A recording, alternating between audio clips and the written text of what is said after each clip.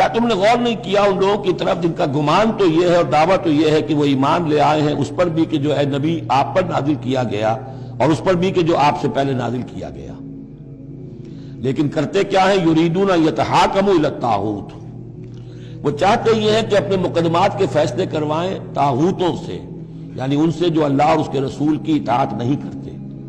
اگلی آیت پہلی جو تھی، جو اللہ اور اس کے رسول کی اطاعت پر کاربند ہو گیا وہ طاغوت سے خارج ہو گیا، جو اللہ اور اس کے رسول کی اطاعت کو قبول نہیں کرتا وہ طاغوت ہے، وہ طغا، وہ اپنے حد سے تجاوز کر گیا۔ تو گویا کہ غیر مسلم جو اللہ اور اس کے رسول کے احکام کا پابند نہیں وہ طاغوت ہے۔ یریدون ان یتحاکموا الی الطاغوت وقد امروا ان یکفروا بہ، وہ اپنے مقدمات لے کر جاتے ہیں طاغوت کے پاس حالانکہ انہیں حکم دیا گیا ہے کہ ان کا کفر کریں۔ یعنی ہوتا یہ تھا کہ مسلمان مدینے میں جو منافقین تھے وہ اپنے مقدمات بجائے اس کے کہ حضور کے پاس لائیں، جب یہ دیکھتے تھے کہ ہمارا پلہ گر رہا ہے، حضور کے پاس جائیں گے ہم تو حق کی بات ہوگی، انصاف کی بات ہوگی، تو چلو یہودیوں کی عدالت سے فیصلہ کروا لیں۔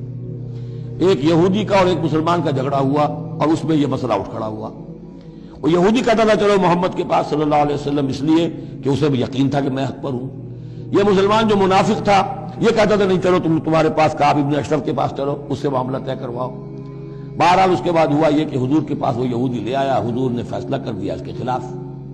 اب اس نے کہا اچھا چلو دیکھو آپ بھی عمر سے اور بات کرتے ہیں۔ حضرت عمر سے آ کے بات کی، امید کی کہ شاید وہ جب میرا لحاظ زیادہ کریں، میں مسلمان ہوں۔ وہ یہودی نے بتا دیا حضور تو یہ فیصلہ کر چکے میرے حق میں اور یہ پھر یہ یہاں آیا ہے۔ انہوں نے آؤ دیکھا نہ تھا تلوار لی اور گردن اڑا دی کہ جو محمد کے فیصلے پر راضی نہیں اور مجھ سے فیصلہ کروانا چاہتا ہے اس کا فیصلہ یہ ہے۔ اس پر واویلا مچایا، آئے چیختے چلاتے ہوئے اس کے گھر والے، اس کے اہل و عیال کہ ہم تو بس یہ چاہتے تھے کہ کچھ مصالحت ہو جاتی، آپ نے فیصلہ دے دیا تھا تو کوئی مصالحت ہو جاتی تو اچھا تھا، راضی نامہ ہو جاتا، اس لیے گئے تھے۔ وہ واقعہ ہے جو بیان ہو رہا ہے۔ وَيُرِيدُ الشَّيْطَانُ أَن يُضِلَّهُمْ ضَلَالًا بَعِيدًا، شیطان چاہتا ہے کہ انہیں گمراہ کر دے، بہت دور کی گمراہی میں ڈال دے۔ وَإِذَا قِيلَ لَهُمْ تَعَالَوْا إِلَىٰ مَا أَنزَلَ اللَّهُ وَإِلَى الرَّسُولِ، اور جب ان سے کہا جاتا ہے کہ آؤ اس چیز کی طرف جو اللہ نے نازل فرمائی اور آؤ رسول کے پاس چلو، مقدمہ طے کراؤ۔ رَأَيْتَ الْمُنَافِقِينَ يَصُدُّونَ عَنْكَ صُدُودًا، تو اے نبی آپ دیکھتے ہیں کہ یہ منافق رکتے ہیں آپ کے پاس آنے سے، کنی کتراتے ہیں۔ صدا یصدو یہ میں عرض کر چکا ہوں، رکنے کے معنی میں بھی ہے، روکنے کے معنی میں بھی۔ فَكَيْفَ إِذَا أَصَابَتْهُمْ مُصِيبَةٌ بِمَا قَدَّمَتْ أَيْدِيهِمْ، تو پھر کیسے جبکہ ان کے اوپر کوئی مصیبت آ گئی اپنے کرتوت کی وجہ سے، جب چیختے چلایا ہے عمر نے یہ کر دیا، وہ تو مقدمہ قائم کرنا چاہتے تھے عمر کے خلاف، لیکن یہاں یہ ہے کہ فَكَيْفَ إِذَا أَصَابَتْهُمْ مُصِيبَةٌ بِمَا قَدَّمَتْ أَيْدِيهِمْ، ان کے اپنے ہاتھوں کے کرتوتوں کی وجہ سے جو مصیبت آ گئی، ثُمَّ جَاءُوكَ، پھر وہ آپ کے پاس آئے، يَحْلِفُونَ بِاللَّهِ، اور اللہ کی قسمیں کھاتے ہوئے آئے، إِنْ أَرَدْنَا إِلَّا إِحْسَانًا وَتَوْفِيقًا، ہم تو احسان بھلائی چاہتے تھے، موافقت چاہتے تھے، راضی نامہ چاہتے تھے، اس لیے عمر کے پاس گئے تھے۔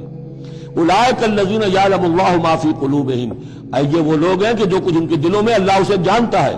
فَأَعْرِضْ عَنْهُمْ، تو اے نبی ان سے آپ رخ پھیر لیجئے، وَعِظْهُمْ، اور ان کو ذرا نصیحت کیجئے، ڈانٹیے ڈپٹیے، وَقُلْ لَهُمْ فِي أَنفُسِهِمْ قَوْلًا بَلِيغًا، اور ایسی بات کہیے ان سے جو ان کے دلوں میں اتر جائے۔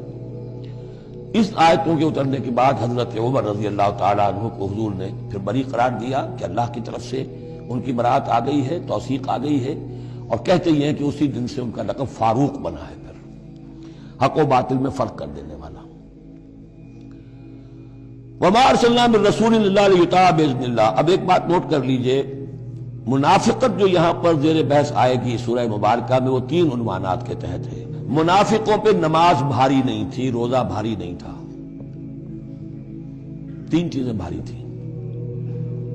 ایک رسول کی اطاعت، اور یہ بڑی نفسیاتی بات ہے، رسول انسان ہے، ہم جو رسول کی اطاعت کرتے ہیں تو رسول ہمارے لیے ایک انسٹیٹیوشن کی حیثیت رکھتے ہیں صلی اللہ علیہ وسلم۔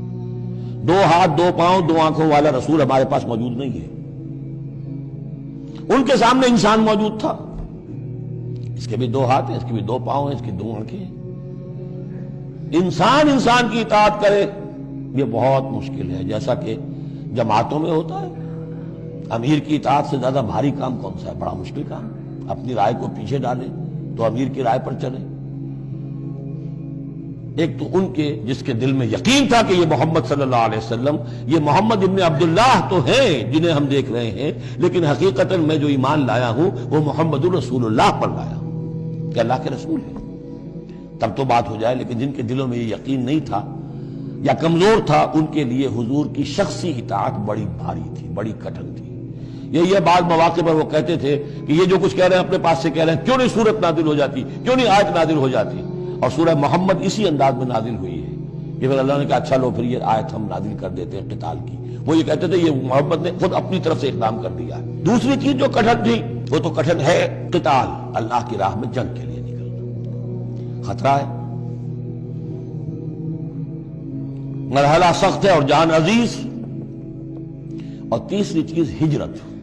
اب ہجرت میں منافقین مدینہ نہیں، منافق جو اور تھے گردا گرد کے اور مکے میں جو تھے ان کا ذکر آئے گا اب آگے۔ گھر بار چھوڑ کر، خاندان والوں کو چھوڑ کر نکل جانا آسان کام نہیں۔